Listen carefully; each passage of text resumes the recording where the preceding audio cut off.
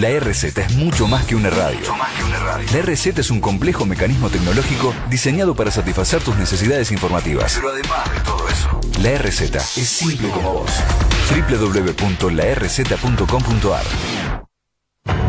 Unidos triunfaremos. Llega para construir un puente político con las generaciones del siglo XXI y ofrecer al pueblo argentino un nuevo amanecer de grandeza nacional y justicia social. Conducido por Juan Gabriel Lavaqué, colaborador directo del general Perón y defensor del gobierno de Isabel Perón, ante los ataques de los golpistas de 1976, siempre al servicio de la unidad del movimiento peronista y de su triunfo en 2019.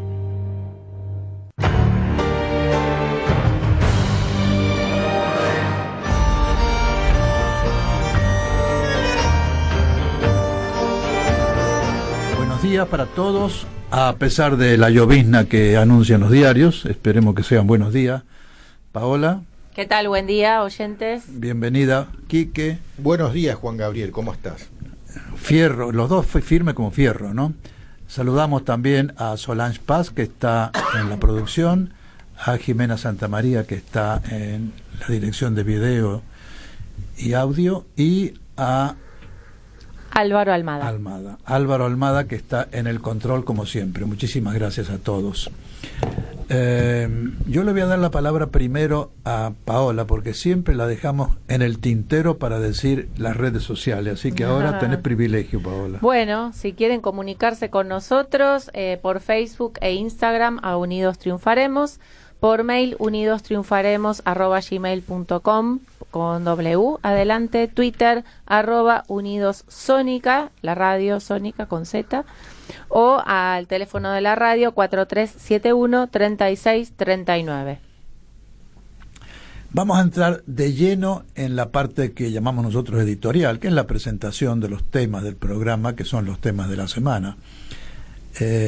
Ante todo quiero hacer mención, mañana se vota en el Senado la llamada ley de aborto, o del aborto, y mi única reflexión en un tema que no hemos querido tratar ni en forma agresiva ni en forma polémica, sino hasta donde era posible en forma tranquila, casi diríamos didáctica, mi única reflexión y recomendación es que mañana cada senador y cada senadora vote a conciencia, sin dejarse influir por las presiones. Yo recién he pasado por el Congreso, es una romería de carteles azules y de carteles verdes, y de gente que va y que viene. Las presiones van a ser tremendas, creo yo, hoy y mañana, en ambos sentidos, no me refiero a ninguna presión en particular. Y les deseo a todos y los insto como argentino a que voten a conciencia, cualquiera sea el voto. En segundo lugar, el tema de la semana iba a ser educación, y le hemos pedido a Paola, que es la que ha dirigido esta cuestión de educación para este programa, que pase al segundo bloque, porque ha inundado el panorama político nacional y lo ha trastocado en forma revolucionaria como un terremoto el tema de los llamados cuadernos del ex remisero Centeno. Lo vamos a tratar en la forma más seria que podamos, pero uniéndola con algunos antecedentes que tanto a Quique Romero como a mí nos tocan muy de cerca. Y como no me gustaría ser juez y parte muy directa en este tema, yo le voy a pedir a Quique que haga un raconto de lo que hicimos en el tema denuncia de corrupción desde el año 2004 en adelante, porque nuestra posición no es nueva ni está guiada por razones políticas, sino simplemente por el deseo patriótico de que no exista más corrupción en nuestro país, venga de donde viniere. No nos interesa si es blanco, colorado, verde, azul, vaya la alusión sin querer a los colores de hoy. Lo que nos interesa es que la moral vuelva a regir las costumbres y la política argentina. Quique, danos tu opinión. Bueno, te voy a hacer un brevísimo resumen de qué se trata nuestro periplo por los pasillos de los tribunales, que verdaderamente a tu lado yo aprendí a recorrer y a patear los pasillos de los juzgados, a hacer todo lo que es la procuración en una causa judicial. todo empezó en el año 2004, cuando nos presentamos en marzo del 2004 denunciando el robo de los fondos de la provincia de Santa Cruz. Mi compañero Adrián Salvucci y yo, patrocinados por ti. Así empezó todo. Quique no es abogado, tiene derecho a usar términos comunes, digamos. Lo que investigamos fue la desaparición, no podíamos decir robo, desaparición de los fondos de Santa Cruz. Los fondos no estaban en ninguna parte y todo surgió a raíz de declaraciones del propio Néstor Kirchner, que él dijo que los fondos estaban depositados en el Banco de la Reserva Federal de los Estados Unidos al 1% de interés.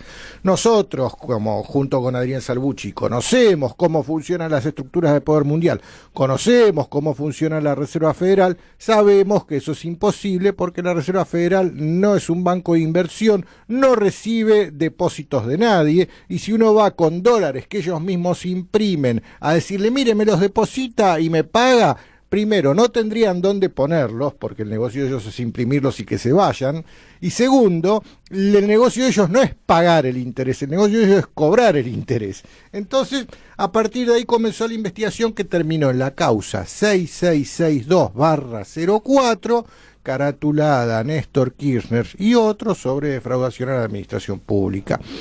Esa fue la primera causa que iniciamos, pero no es la que viene a cuestión ahora. La que viene a cuestión ahora es la segunda causa que iniciamos en diciembre del 2005, exactamente el 20 de diciembre del 2005. La causa se caratuló Néstor Kirchner y otros sobre asociación ilícita.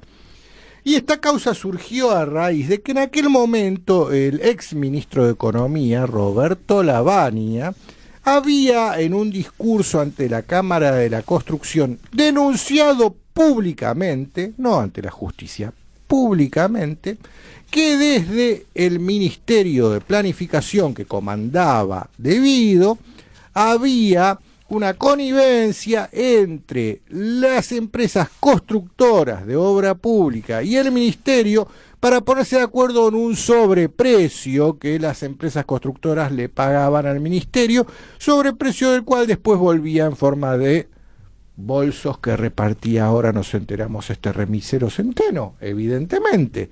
Esa denuncia se fue caratulada como causa número 18.209/05, caratulada, repito, Néstor Kirchner y otros sobre asociación ilícita, y que originariamente cayó en el juzgado del juez Ercolini.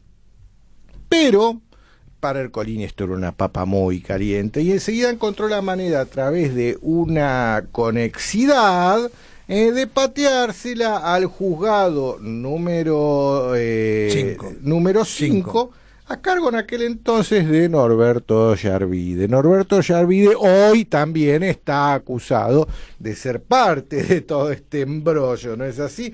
Pero bueno, los delitos que denunciamos en aquel entonces, en esa causa de asociación ilícita cometidas por esta banda, podemos llamarla así, ¿no? Vos me explicaste en aquel momento la diferencia entre robo en banda y asociación ilícita, pero digamos esta banda comandada por el propio Néstor Kirchner, fueron varios los delitos. 1, sobreprecios en la contratación de obras públicas. 2, repetimos el tema de los fondos de Santa Cruz desaparecidos. 3, el caso de Conarpesa y Pescafina, el asesinato de Espinosa y la posible vinculación con el narcotráfico. 4, el escándalo de Southerwinds, que en aquel momento estaba estallando, y su posible vinculación con el narcotráfico. El avión que llevó a España, creo que $900.000 en cocaína o 900 kilos de cocaína. Sí, cosas así. Un disparate así. Sí, una línea aérea que volaba una localidad a la que no vuela nadie en Perú, Tacna. La línea aérea fue creada para volar a Perú, a Tacna, no sé para qué, pero bueno, era parte de nuestra denuncia. El escándalo del Banco Nación de la doctora Micheli y el Pacha Velasco, Felisa Micheli, que luego fue la sucesora de Roberto Lavagna, fue ministra de Economía y apareció en su baño después, unos dólares que ya no sabía explicar cuál era su origen. Seguramente, tal vez haya sido unos dólares que dejó el remisero Centeno esa tarde, y no lo sabemos.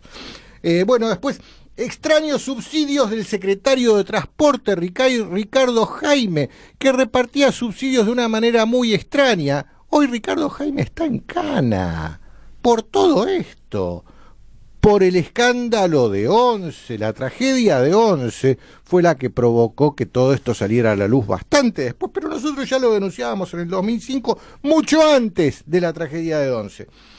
Bueno, el sugestivo poder de Debido y su larga y estrecha relación con Kirchner, también denunciábamos. El extraño ascenso de Rui Ulloa, Fernando Rudy Ulloa Igor, personaje del cual todos se habían olvidado y que hoy de vuelta apareció en la palestra. Nosotros lo estábamos denunciando en aquel entonces. Bueno, la impunidad general del grupo. También recordábamos denuncias que hizo la doctora Elisa Carrió y la investigación del ARI sobre lavado de dinero. Denuncias que había hecho también el diario Perfil y una denuncia que había hecho el doctor Alberto Bralo. Todos estos 13 puntos los presentamos en esta causa, repito, el número 18.209/05. Ahí, Quique, me gustaría que hagas un paréntesis, porque quiero aclarar el sentido de lo que le he pedido aquí, que el raconto de cómo hemos actuado, tanto Adrián Salvucci, él, como yo, como patrocinante de ellos, en dos casos muy concretos de corrupción que sospechamos, o descubrimos que había serias sospechas en los albores del gobierno del doctor Kirchner. Es decir, la posición nuestra no es reciente. Si Quique hubiera leído a quienes también denunciamos, se encontraría con que también estaba, por ejemplo... larga la lista, sí. Claro, Martín Redrado. Martín Redrado era presidente del Banco Central y quedó englobado en nuestra sospecha. Martín Redrado después se enemistó con los Kirchner y pasó a ser del otro bando de la grieta, pero hay que recordarlo. Y en segundo lugar, tuvimos, no es un tema de tipo noticia rosa o noticia de color, es un tema serio de corrupción también en otro aspecto. En los dos casos donde presentamos esta denuncia, Fondo de Santa Cruz desaparecidos y asociación ilícita al año siguiente, la doctora Carrió, con malas artes, y en el primer caso robándonos, porque fue realmente un robo o un hurto de documentación nuestra, se presentó unos meses después con la misma denuncia por el mismo delito en los dos casos. Y por supuesto nuestra denuncia no tuvo ningún eco en la prensa, y la copia, plagio, robo de información de la doctora Carrió tuvo amplísima cobertura periodística. Nosotros, Quique a lo mejor lo tiene, él me lo ha dado, te lo debe tener, hicimos la denuncia y Perfil la publicó. Habíamos sido objeto de un robo de información por parte de la doctora Carrió. El único medio que publicó algo en su versión digital fue Perfil. Sí, vos fijate lo que publicaba Perfil en aquel entonces. El título era: se copió, acusan a Carrió de plagiar denuncia contra Kirchner. Un abogado asegura haber denunciado de la misma forma al expresidente en 2005. Dice que no es la primera vez que Lilita lo hace. Esta nota es del año 2008, del 14 de noviembre del año 2008. Pero en el copete aclara el abogado Juan Gabriel Lavaqué, y por ahí dice como patrocinante de Adrián Salvucci y Enrique Romero. Está puesto en Perfil, sí. En honor a Perfil lo digo, fue el único medio que publicó esta denuncia nuestra contra un plagio, verdadero plagio o robo de información por parte de Carrió. Y lo dejo ahí. Insisto, yo le pedí aquí que esto, para que quede claro que nuestra posición a favor de que eliminemos la corrupción viene de lejos. Porque ahora hemos tomado este tema del cuaderno o de los cuadernos de Centeno con pinza, porque estamos esperando el resultado. Lo real, y esto lo digo como abogado, es que el cuaderno o los cuadernos en original han sido quemados, por lo que dice Centeno y la señora de Centeno, Pero la fotocopia que hay en el juzgado sirve como prueba porque está siendo ratificada. Ya van 4 empresarios más Centeno que se arrepienten y reconocen la veracidad de esta documentación. Y la reconocen en contra de sí mismos, reconociendo que ellos pagaron coima, por lo tanto pasa a ser indudable, digamos, la veracidad de los cuadernos. Vos fíjate, Juan Gabriel, los argumentos que están teniendo desde los sectores kirchneristas y los medios acólitos al kirchnerismo para descalificar toda esta causa judicial no, son unos cuadernos, ni siquiera son los cuadernos, son unas fotocopias, le vas a creer a ese remisero, escribe como Borges, pero habla como Riquelme, también descalificándolo. Y bueno, a ver, quien haya hecho la colimba y le haya tocado estar en un puesto de guardia, sabe que lo primero que le dan es un cuaderno y que ahí tiene que anotar hasta si un perro hace pis en el árbol. Bueno, el tipo, siendo un ex sargento del ejército, acostumbrado a ese estilo, y se nota claramente el estilo de cuaderno de guardia, de un puesto de guardia del ejército, escribió con lujo de detalles todo lo que veía y todo lo que pasaba. Pero esto de descalificar como prueba, el propio Centeno reconoció la veracidad de la fotocopia, pero también es discutible, pero los empresarios ya empezaron a reconocer, sí, ese día, a esa hora, como dice, vinieron, me dejaron, se llevaron el bolso con la plata.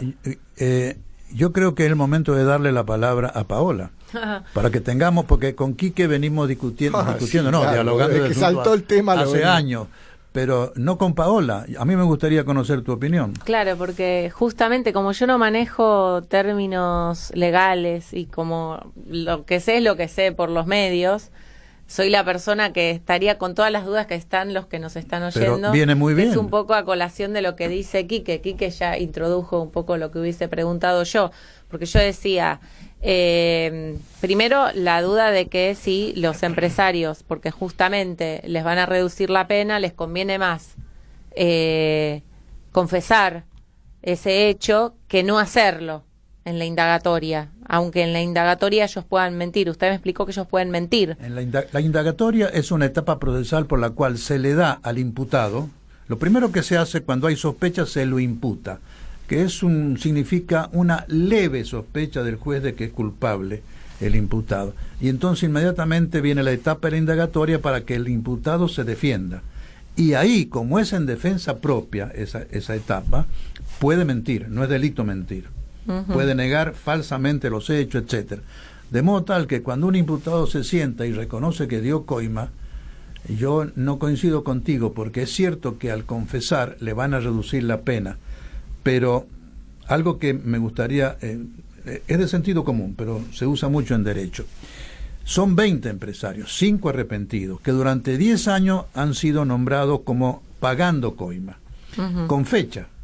Sí. Esos 5 empresarios durante 10 años, en esas fechas, con absoluta seguridad de no ser culpables, de ser falsa la acusación, tendrían alguna coartada. Por ejemplo, si Centeno dice el 28 de abril del 2008 fuimos a tal empresa, Calcaterra, sí, y el señor no sé cuánto me dio un bolso, y ese señor no sé cuánto logra demostrar que en esa fecha estuvo en viaje de negocio en Roma, por caso, o en Dubái, como venía uno volando, entonces se le cae la veracidad al cuaderno. Todos han coincidido que sí estuvieron acá en la Argentina en ese momento y pagaron la coima. Es más, han ido a los registros de esas empresas. Acuérdense que son empresas muy grandes, sus sedes están en edificios, en la Unión Industrial hay algunos de ellos que tienen la sede. Yo he ido varias veces al edificio de Catalinas Norte, de la Unión Industrial. Es peor que la Gestapo, te hacen dejar el documento. Pero, Juan Gabriel, no solo eso. No se podrían haber escapado. Juan Gabriel, en el cuaderno hay anotados, señalados, ingresos y egresos de la Quinta de Olivos y de la Casa Rosada. Chequeado si también. Hay un ingreso a la Quinta de Olivos tal día a tal hora, como el cuadernito dice, a tal día a tal hora llevé a Barata a la Quinta de Olivos. Vamos a los registros de la Quinta de Olivos, tal día, tal hora, ingresa el secretario Barata en vehículo patente tal, Sí, conducido por el señor DNI tal. Pero estamos muy machistas en este programa, no la dejamos hablar.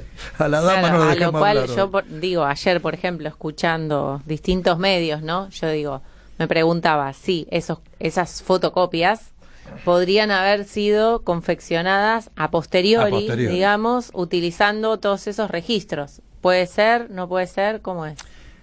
Mira, teóricamente de si puede ser, en absoluto sí podría ser, pero vos sabés la supercomputadora que se necesita para hacer coincidir todos esos datos tan dispersos uno de otro en 6 cuadernos que abarcan 10 años y que eso coincida con la realidad de los registros de un montón de empresas, de viaje, es muy difícil. Esto es como cuando la Unión Soviética dijo vamos a planificar del Estado toda la economía con supercomputadora, y yo visité la Unión Soviética en esa época, 1986, 87, fuimos con AID, y cuando no había camiones. ¿Por qué no había camiones? Porque cuando no faltaban cubiertas, que los mandaba a tal fábrica según la computadora, faltaban los frenos, es imposible planificar tan tremenda cosa como una economía nacional. Esto es lo mismo, es muy difícil eso, y por eso tiene credibilidad. Claro, y otra pregunta tengo, ahora se me está ocurriendo.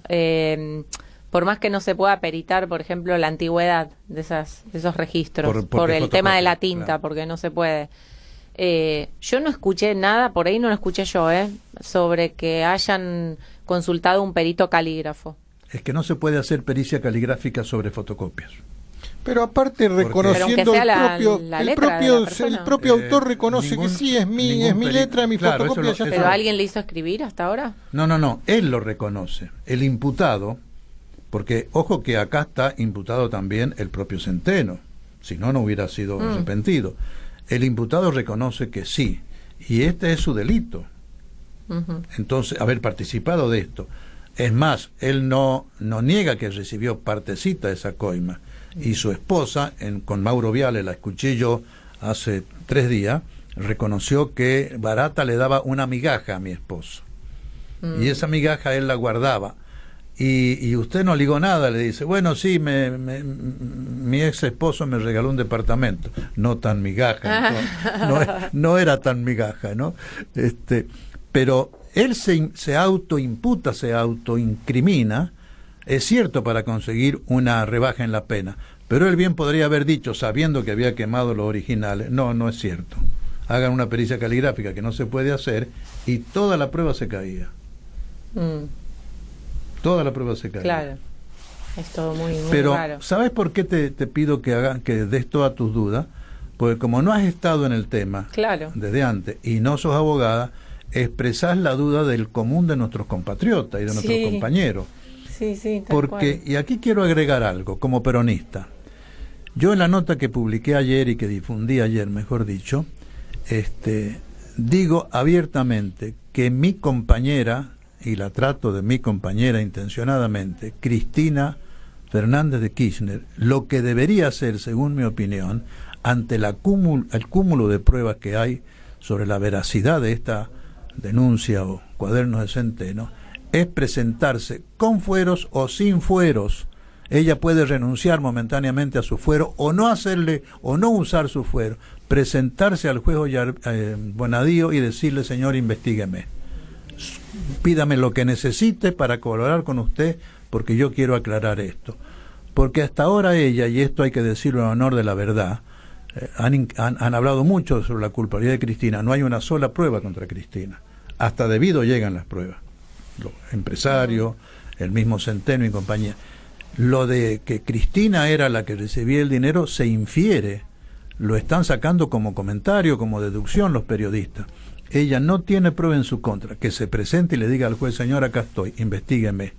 Lo que en derecho llamamos presentarse espontáneamente a estar a derecho, es decir, acá estoy, constituyo domicilio, quiero que me investiguen. Vos decís, Juan Gabriel, que estaríamos hablando de funcionarios infieles alrededor de Cristina.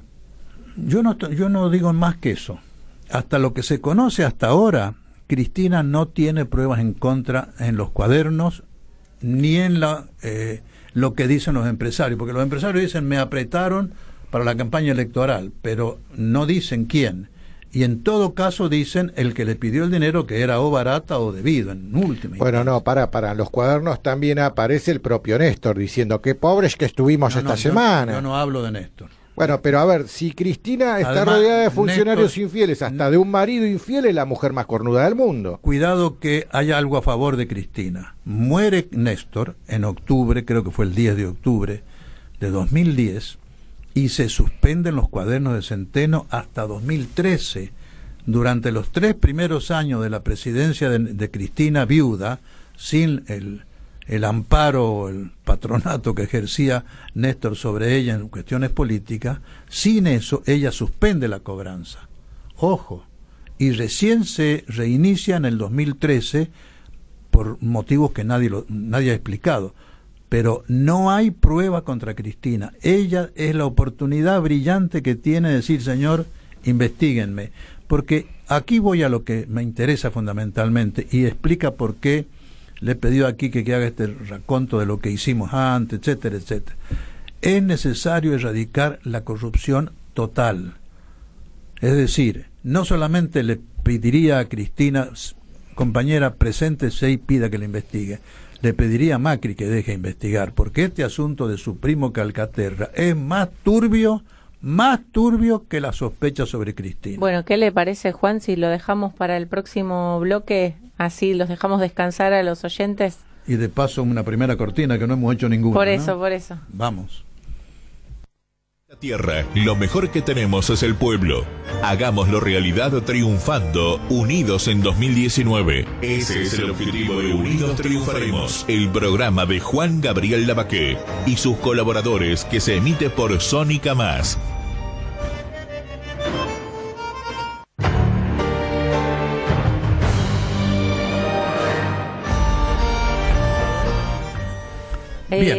Usted estaba diciendo varias cositas. A ver, vamos en el orden que fuimos diciendo las cosas. Entonces, del 2010 al 2013, porque otra cosa que pasa en los medios es que analizan pensando que uno ya sabe cuál es la información. Por ejemplo, yo no sabía que no había registros desde el 2010 hasta el 2013. Bien, pero de ahí, no sé si se deduce que no hubo coimas o simplemente no hubo registros. No, ha dicho el Centeno que no hubo recorrido para recoger bolsas. Ah, bueno, perfecto. Después, en su declaración indagatoria, perdón. Ah, sí, perfecto. O sea, primero a una persona se le imputa, después se la procesa. Sí, durante la indagatoria hay una cantidad de pruebas. Sí, después de la indagatoria el juez ratifica su sospecha, la procesa. Bien, o sea que por ahora no hay procesados. No, ninguno. Hay imputados. Imputados solamente. Bueno, perfecto. Lo otro que llama la atención es un contexto general en Latinoamérica de estar tratando de proscribir a ciertos candidatos judicializándolos, ¿verdad? Este es el Eso elemento, es muy sospechoso. Ese es el elemento más sospechoso, de que sea un operativo contra Cristina, y te agradezco la observación, porque abre paso a lo segundo que yo he pedido en mi nota de ayer, en mi trabajo de ayer. Acá está tan sospechado Macri como Cristina, e insisto lo que dije antes del corte, más Macri que Cristina, con prueba me refiero, porque esa venta de los Macri a Calcaterra de IEXA, que es la empresa que paga las coimas, y grandes coimas, acuérdense que IEXA, según propio reconocimiento, durante todo ese periodo de 10 años que habla Centeno, ha tenido obra pública por mucho más dinero que el propio Lázaro Báez, por ejemplo. Ha sido uno de los que más ha trabajado. Igual que Techín en la época en que lo hizo, hasta el 2005. De modo tal que IEXA está muy sospechada. Y esta venta de IEXA, de los Macri, de Mauricio Macri, a su primo Calcaterra, es también muy sospechosa, porque se vende a pagar en cómodas cuotas, como Calcaterra no tenía dinero ni por asomo, Macri le hace suscribir lo que se llama una prenda sobre las acciones de la empresa, es decir, las acciones de la empresa vendidas por Macri a Calcaterra quedan en manos de Macri prendadas, como garantía de que van a pagar las cuotas, y le dan comodísimas cuotas para pagar. Le pasa el gerente general de IEXA que tenía Macri, sigue siendo gerente general de IEXA con Calcaterra. hombre de confianza de Macri. Los contratos que tenía con Obredech y Exa, Macri y después Exa, están ahora para ser investigados, y esto es el talón de Aquiles de Macri, porque Obredech contrató con Macri inicialmente, y después heredó Exa, de modo tal que el presidente Macri, yo creo que es el que le aconsejó a Calcaterra, andá y presentate, para tratar de parar la hemorragia, digámoslo, en Calcaterra y que no salpique a Macri. Está más comprometido Macri que Cristina. Lo que pasa que el operativo de prensa, la cobertura de prensa que tiene Macri es feroz. Claro. Y la prensa en contra que tiene Cristina es tan feroz como el encubrimiento que hace esa prensa a Macri. Igual desde el punto de vista político, supongamos que Macri quede pegado en esto y Cristina no pueda presentarse a elecciones, los que salen ganando es la otra el rama del peronismo. No sé. Hoy hay una noticia sorprendente en el diario La Nación, que ya ayer circuló por las redes. Uñac ha hecho un reportaje a La Nación y ha mandado algunos tweets, se dice, ¿no? Y WhatsApp, insinuando de que no rechazaría la candidatura presidencial si hiciera falta. Uñac. Y sosteniendo, hoy lo dice en La Nación con todas las letras, que de ser así, él agruparía a todo el peronismo, y el periodista le dice, incluida Cristina, a todo el peronismo. Cuidado, puede estar cocinándose inesperadamente para Macri y el que fogoneó este tema del centeno, un monstruo que se los devore. Porque hay una cosa que me parece real, algo hemos conversado con Quique ayer, mientras tomábamos desayuno y ordenábamos estos papeles. Este vendaval, este terremoto de los cuadernos de Centeno, lo que ha volteado es la credibilidad de los dos polos de esta supuesta polarización. Cristina eligió a Macri de enemigo y Macri eligió a Cristina de enemiga.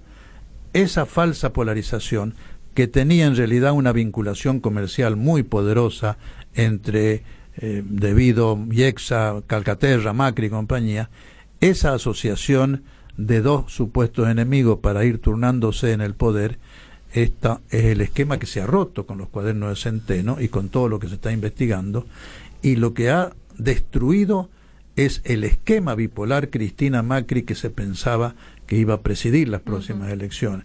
Y esto abre posibilidades no tanto al peronismo racional, el peronismo adicto a Macri, porque está muy marcado de estar comprometido con Macri justamente, ni tampoco a un candidato del corazón de Cristina o del riñón de Cristina, porque estaría muy marcado del otro polo, sino a un hombre que se ha mantenido más o menos equidistante, y Uñac y Felipe Solá llenan esas condiciones. Tendría más posibilidad de Uñac porque tiene una gobernación en la mano, me parece que tiene más voluntad política. Felipe es más intelectual, más dialoguista, le faltan los óleos de Samuel, como diría Perón, ¿no? La voluntad de poder. Uñac lo veo con ganas. Hay que ver porque se presenta un panorama electoral nuevo, totalmente nuevo. Pero no se puede analizar una cosa sin la otra. No, imposible, imposible. Bien, otra duda tengo, les digo. Dale, es el momento de que aproveche. De que decían que los cuadernos están desde febrero disponibles. Enero. 8 de enero se lo entregaron a Basigalupo, se los entrega a Cabot, el redactor del Diario de la Nación, el 8 de enero. ¿Qué le entrega? ¿Las fotocopias? No, los cuadernos originales. ¿Y desde enero hasta hoy? Pero la nota discordante es casualmente eso que vos señalás. Exactamente. El tipo tuvo en sus manos los originales y se tomó hasta marzo para pensar lo que quería hacer, si denunciarlo o no. Cuando decidió denunciarlo, no es que fue a Comodoro Pi con un escrito y presentó la denuncia, no, se juntó a tomar un café con Stornelli, o sea que ya marcando el camino por el cual va a ir la causa. No es que si vos te presentás en los tribunales a hacer una denuncia, va a sorteo quién va a ser el juez, quién va a ser el fiscal, todo. Si vos llamás a tu fiscal amigo... Y el juez a su vez decide el fiscal. Claro. Estos fueron directamente de Stornelli. Estos llamaron a su fiscal amigo. Che, tomemos un café. Mira, tengo esto, ¿qué hacemos? En marzo sucedió esto. Y recién ahora, en este momento tan oportuno, donde está el problemita que tiene el gobierno con la campaña de aportantes truchos, está el problemita que tiene el gobierno con el debate del aborto y la probable no aprobación de esta ley que querían tanto y que le va a traer en su propia tropa mucha disputa. Pero el timing con el que sale todo esto a la luz levanta mucha sospecha. Pero yo le agregaría algo, Quique. A Cabot, digo que debe ser Cabot, se lo entrega Bacigalupo. Bacigalupo es un amigo circunstancialmente conocido, pero después se hacen amigos, de Centeno. Y un buen día Centeno le trae una caja cerrada y le dice, guárdame esto. Ajá. Y entonces Centeno se lo guarda, sin saber, dice él, qué era. Otro buen día viene Centeno y le dice, devuélvemelo. Según la señora de Horowitz, todo esto se arma porque Centeno comenzó a sospechar que alguien sabía de los cuadernos, sospechaba de los cuadernos y podía hacer un zafarrancho con esto. Se asusta y le pide a Bacigalupo que se los devuelva. Entonces va Bacigalupo, me parece que en abril, que bueno, sí, marzo, abril. En abril, sí, es 2, verdad. 3 Abril. meses después, Abril, y le pide a Cabot que le devuelva los cuadernos. Y entonces ahí Cabot saca fotocopia, los fotografía, mejor dicho, que me Sí, dijiste, son fotos lo son que fotos sacan, en no un son estudio fotocopias. de muy Fotos buena bien hechas, resolución. altísima definición, sí. Y le devuelve recién los cuadernos originales a Bacigalupo, el cual se lo entrega a Centeno y según Centeno los quema en la parrilla de su casa. Igual Es yo decir, todo no sé. muy Yo rarísimo. si tengo esos cuadernos no se los doy a nadie primero y no se los dejo 3-4 meses a alguien. A ver, yo sí soy Diario de la Nación, pero el Diario de la Nación es experto en cajonear cosas para cuando sean. Recordemos el caso de la carta que le mandó de desesperación que le mandó René Favaloro a Claudio Scribano, pidiéndole ayuda al Diario de la Nación para que sea pública la deuda, todo esto que tenía. Y Claudio Scribano lo cajoneó, ni se le ocurrió publicarlo, hasta que el tipo se terminó suicidando en la desesperación. Claro, Entonces, pero bueno, cajonear... el Diario de la Nación es experto en cajonear las cosas hasta que sea el momento oportuno. Pero, Evidentemente sí. el momento oportuno para el Diario de la Nación fue el jueves de la semana pasada. Claro, pero lo que a mí me parece raro, una cosa es cajonear una fotocopia y otra cosa es que alguien que tiene una información tan delicada se la deje a otro. Tomá, guárdamelo en una caja. Bueno, Es Bacigalupo un poco dice que raro. no sabía qué tenía la caja. Se Sí, han pero ido igual. cubriendo. A ver, Es- si es- a mí me dan una caja y yo no sé qué tiene, no voy al Diario de la Nación y digo, mira, tengo esta caja que no sé qué tiene, pero toma, tenémela. No, ahí Sé lo él dice tiene. que ahí ya supo lo que tenía. Porque está muy confuso el relato de Bacigalupo ahí. Bacigalupo hace un reportaje en el propio Diario de la Nación. O sea, la Nación, a posteriori, ha ido como cubriéndose de algunas críticas o sospechas, como dice Quique, y dando explicaciones sobre esa sospecha. Eso es lo que más hace sospechar. Han ido construyendo un relato a medida que la gente presentaba objeciones. ¿Cómo? ¿Y cómo te hiciste de los cuadernos? ¿Y por qué lo tuviste vos, Cabot, desde enero hasta abril? No cierra. Y no, lo llamamos a Stornelli, se lo dijimos. ¿Y cómo supiste que iba a ser Stornelli? Si la determinación de que sea Stornelli, insisto, viene un sorteo cuando se presenta una denuncia, sorteo del juzgado que le corresponde. Claro. En este caso, Sí. Bonadío. Y el juez tiene un listado de fiscales de turno o no de turno y dice fíjate que ahora Stornelli pide auxilio, que le nombren otro como adjunto que le ayude, y el juez le nombra otro, que es Rivoli, no de casualidad. Rivoli y Stornelli son de los 6 fiscales, junto con Germán Molde, Ricardo Sanz y 2 más, que hicieron todo la mise en scène de la beatificación, entre comillas, del fiscal Nisman. Hicieron vista gorda de que tenía cuentas offshore en un paraíso fiscal, una cueva de piratas en el Caribe, las francachelas con mujeres en el Caribe, el dinero que recibía de personeros de la CIA que se lo depositaban en esa cuenta secreta, el auto de lujo que usaba que era de la CIA y lo tenía él a su disposición. O sea, todo este sí, cúmulo, la verdad, Denisman, lo único que está demostrado judicialmente es que era un gran corrupto. era un gran corrupto. Y sin embargo, el fiscal Stornelli encabeza la lista de 6 fiscales que lo endiosan, le hacen la marcha y tratan de hacer creer que era un héroe nacional. Ese es Stornelli, un hombre muy vulnerable para ser sospechado de que está en connivencia con el gobierno. Ujú. Lo que pasa, insisto, es que el tiro le va a salir por la culata, si es así. Claro. Y esto le va a costar a Macri el esquema de polarizar con Cristina y quedarse con la presidencia. Bueno, tal vez quede impoluta Vidal. Bien, tenemos que ir a un cortecito y después cerramos. ¿Entramos con educación? Vamos. El justicialismo es una nueva filosofía de la vida. Simple, práctica, popular, profundamente cristiana y profundamente humanista. Hagamos la realidad, triunfando unidos en 2019.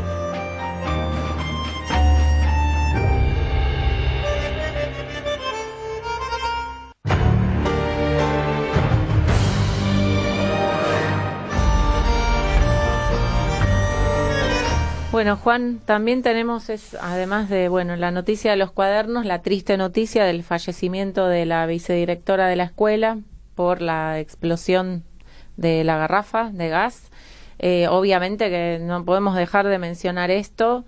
Usted me preguntaba a mí qué opino yo. Bueno, primero contextualizo, la hago corta porque ya son y 45, pero yo hace 28 años que soy docente, así que pasé por varios gobiernos con distintos paradigmas, y creo que mi análisis de esta situación, más que un accidente, un incidente, es que tal vez el hecho de que se haya muerto, la vicedirectora y el portero, son tal vez las manifestaciones más visibles y más trágicas del desmantelamiento de la educación, pero de ahí para abajo esa es la peor cosa que puede pasar, porque además por su irreversibilidad, pero de ahí para abajo pasan muchísimas otras cosas desde hace muchos años, pero me parece que con este gobierno hay tal vez unas características de la política pública o de la no política pública que son distintas a las de otros momentos históricos, porque sabemos que desde la década del 80, de los 90, en toda Latinoamérica se implementó el neoliberalismo con su correlato en la educación. Esto es, tratar de que la educación se adapte a las necesidades que tenían las empresas, ¿no? Yo eso lo viví justo prácticamente cuando empecé a dar clases. Yo me había educado con un sistema. Cuando empiezo a dar clases me encuentro con que había otro sistema y yo tenía que acomodar toda mi pedagogía. De hecho, ni siquiera estaban todavía adaptados los profesorados. Los profesorados seguían teniendo sus programas en base a las viejas currículas, y teníamos otro paradigma completamente distinto, que fue la Ley Federal de Educación de Menem, ¿sí?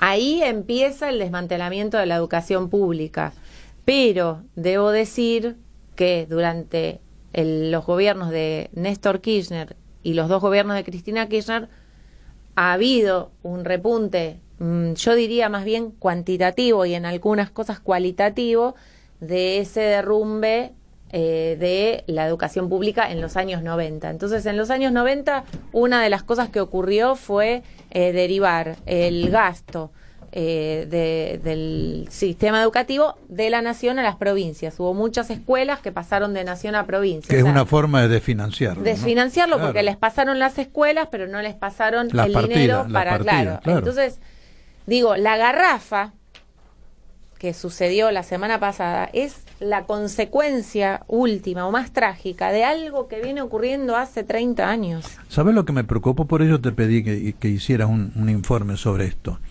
Yo tengo alguna experiencia por mi ex profesión de bioquímico en salud pública.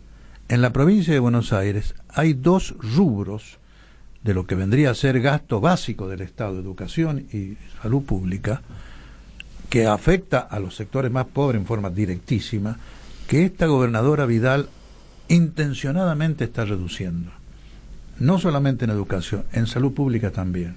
Recortar partidas de medicamentos, eliminar lo que es asistencia para casos gravísimos de medicamentos especiales, que había un fondo especial con un personal especializado para solucionar esos temas puntuales, eliminado. Sí, pero de hecho el plan Remediar a nivel nacional pasó de 70 medicamentos en diciembre del 2015 a 7 en enero del 2016 la y a Vidal, 0 entonces. ahora.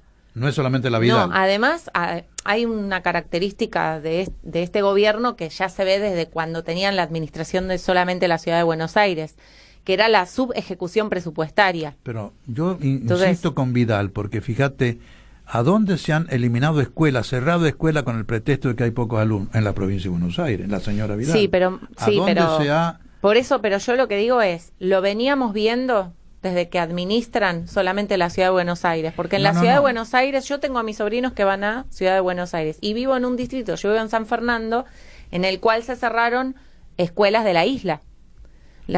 Claro. Lo cual es una situación muy delicada, porque un chico de la isla, si le cierran la escuela, tiene que ir 2 horas en lancha para ir a la escuela. No, pues yo me refería Entonces, a provincia no porque sea el único caso, coincido, es una política pero digo, liberal. Es un patrón de la este política grupo neoliberal. político o de este grupo de empresarios que ahora está teniendo una administración Pero pública. se da en forma muy especial. ¿A dónde han querido cerrar universidades porque sobran universidades para En los el pobres? conurbano. En el conurbano. O sea, hay toda una política nacional neoliberal de Macri y compañía exacerbada por la rigidez con que la aplica la señora Vidal. Claro, yo justamente me refería al cambio de paradigma que hay ahora, porque si bien durante los años 90 hubo una supeditación de la currícula y de, ¿cómo puedo decir?, del perfil de estudiante y de docente que se esperaba que hubiera en la Argentina con el polimodal y la educación general básica, que era de 9 años, ¿se acuerdan? El primario era 9 años, más 3 años de polimodal. Todavía, digamos, a pesar de las deficiencias de ese sistema que se copia de España, así como ni siquiera adaptándolo a la realidad latinoamericana, todavía no estaba esta idea de vaciarla la educación pública, de ir logrando que los estudiantes vayan migrando de la escuela pública a la escuela privada para así justificar el directo cierre de cursos, cosa que yo sé porque mis sobrinos hubo 2 veces que se tuvieron que cambiar de escuela porque cerró el curso al que pasaban en Capital Federal. Y eso está pasando por falta de alumnos. Que ellos mismos corrieron. Claro, yo en este momento tengo mi trabajo estable en una escuela privada, pero todos los años hago alguna suplencia en el Estado para ver cómo está la cosa. El año pasado y el anteaño pasado trabajé, por ejemplo, en el Plan Fines a la noche y trabajé en una escuela a la mañana.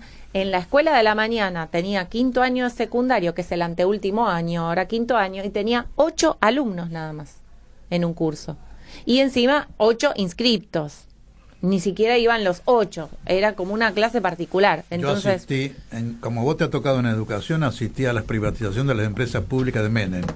Primero las fundían, mal administrándola, claro, cargándole la deuda en dólares y no dándole dólares oficiales, sino el paralelo. Y cuando estaban bien endeudadas decían, ¿han visto que son ineficaces? Claro, exactamente. Acá están haciendo la misma jugarreta y lamentablemente a veces muchos docentes son cómplices de esto, porque no se dan cuenta que ellos a veces con cierta desidia están favoreciendo esto. No se dan cuenta. Entonces, eso es lo que yo quiero marcar, que la garrafa o lo que pasó o la muerte de estas 2 personas es un indicador. Es como cuando vos tenés una enfermedad, ¿cómo la ves? A través de un síntoma.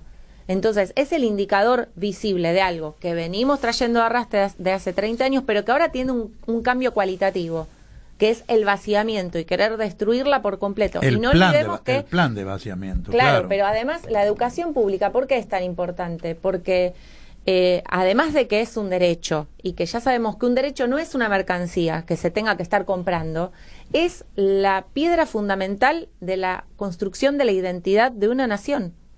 Entonces no puede quedar supeditada a lo que cada privado le parezca que tenga que hacer con eso. Por eso la educación pública es tan importante, es tan angular, que no podemos dejar de defenderla, porque hace a nuestra identidad. Y además es como decir, bueno, un medio que tiene pauta, no sé, una radio, un canal de televisión que tiene pauta oficial, está limitado en lo que puede decir. La educación pública es un lugar donde uno puede hablar de todo lo que necesite, que no sucede en el privado. Y yo le agregaría algo, mira, yo lo escuchaba a Perón cuando volvió, 73, 76, ya Perón presidente, en alguna reunión del Frejuli, decir muy concretamente para el plan trienal, cuando se estaba discutiendo el plan trienal, muy concreto fue el viejo digo, Perón, lo digo cariñosamente, por supuesto, la mejor educación, los mejores planes, los mejores maestros, mándenlos a los barrios pobres, porque es la gente que necesita de una buena educación como arma para salir de la pobreza, definitivamente. Esto están haciendo al revés. Sí, de hecho. ¿Para qué universidad para los pobres? ¿Para qué? Es de terror. De hecho, hay autores que hablan de segmentos educativos, lo que están diciendo, segmentos educativos. Entonces, lo que están diciendo es que la educación ha dejado de ser una herramienta emancipatoria para convertirse justamente en una producción de desigualdad. O sea, ya ni siquiera reproduce la desigualdad, sino que la produce. La produce. En esta diferencia de oportunidades que tienen los estudiantes de los distintos segmentos educativos. Ahora, sacame de una duda. Yo admiro la obra del gobierno kirchnerista respecto al presupuesto en educación. Vos lo conocés mejor que yo.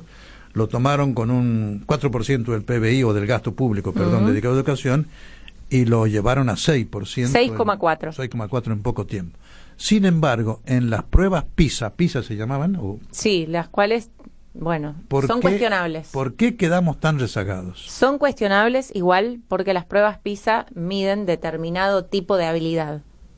Bueno, lo cual, comprensión de texto, matemática, eso. Sí, pero habilidades puramente académicas y no de resolución de problemas. Entonces están muy cuestionadas, pero justamente por eso decía que hubo un esfuerzo del kirchnerismo, pero sobre todo cuantitativo, y le faltó un poquito el esfuerzo cualitativo. Sí, pero bueno, por ejemplo, el plan Conectar Igualdad, justamente en la sociedad del conocimiento, como se le dice a la posmodernidad, reemplazando a la sociedad salarial, la sociedad del conocimiento, el plan Conectar Igualdad lo que intentaba era achicar esa brecha de oportunidades en cuanto al acceso a las tecnologías que tenían los alumnos hasta el kirchnerismo. Así que, bueno. ¿Aquellos cancerberos me darán 2 minutos más?